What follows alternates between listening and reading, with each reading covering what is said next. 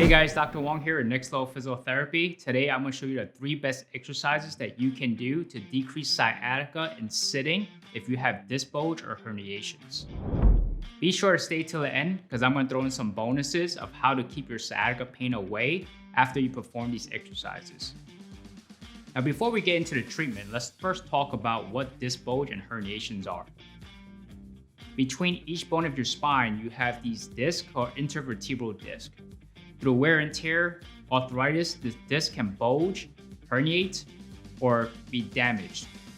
When a disc bulge or herniates in the low back, it can shift and pinch the sciatic nerve and cause numbness or tingling shooting down the legs. As you're doing these sciatica exercises, you want to make sure that the symptoms are not increasing or shooting further away down the leg. If it does, you have to stop because that means you're putting further pressure on the sciatic nerve. If the symptoms are decreasing and moving up the leg towards your low back, that's actually a good thing. Continue to do that specific exercise.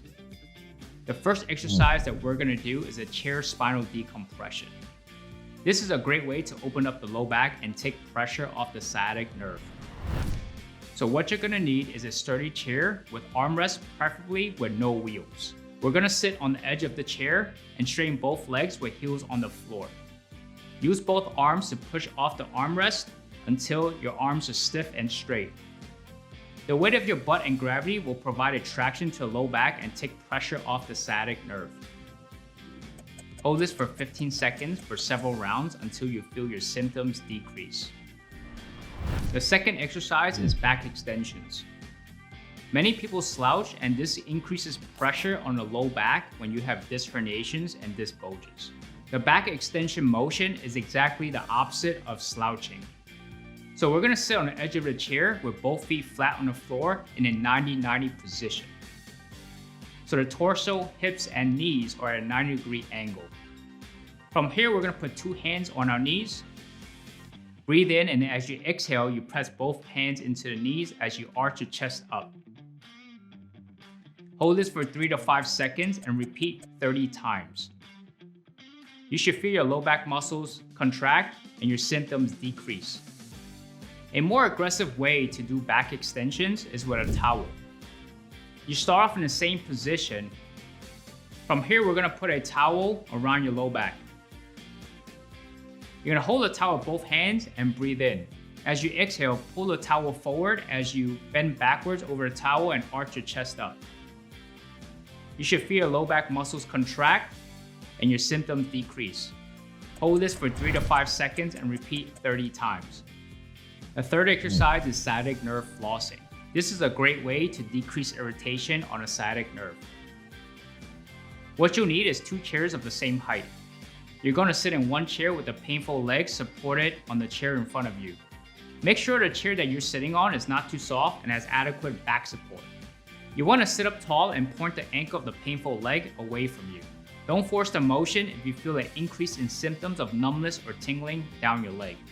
After 5 seconds, point the toes towards you and hold for another 5 seconds.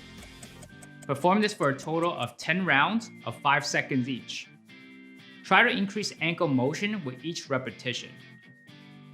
If you have sciatica symptoms in both legs, you can also do nerve flossing for both legs at the same time. A more aggressive nerve flossing technique involves a hip hinge motion. What you're going to do is point the toes away from you and keep your back straight as you lean forward with a chin tuck. Make sure not to round your low back. You'll feel a stretch in the back of your knees, hold that for 5 seconds, and then come back to the starting position. If you have sciatica on both sides, you can also do both legs at the same time. Repeat this for 10 rounds for 5 seconds for each repetition. After these exercises, your sciatica pain should start feeling better.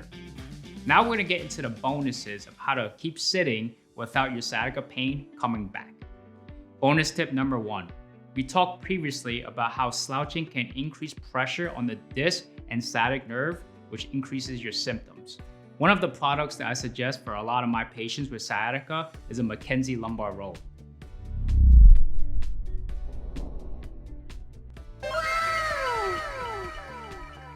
You can put it around any chair as well as your car seat to relieve tension off your low back. If you want to get one, the link is in the description below. Bonus tip number 2, You don't want to sit on a surface that's way too soft. This is very important because if you sit on a soft surface like your couch, your pelvis is going to start sinking, and that can also cause you to slouch and put increased pressure on your low back and sciatic nerve. Also, most cars have a bucket seat, so when you sit in a car, your knees are higher than your hips. This position can put increased pressure on your low back and pinch that sciatic nerve. If you have one of those car seats, you want to get a car cushion that's thicker in the back and tapers towards the front. Just like this one right here. When you're sitting on top of a good car cushion, your hips, knees, and torso should be in a 90-90 position. The car cushion that works for a lot of our patients is a desk jockey car seat. The link is in the description below. Now that you know how to ease sciatica in sitting and how to keep it that way, let me know which of these exercises or positions helped you the most. Also, if you found these videos helpful, please consider subscribing so you don't miss out on our weekly videos. As always, move better, age stronger, and I'll see you next time.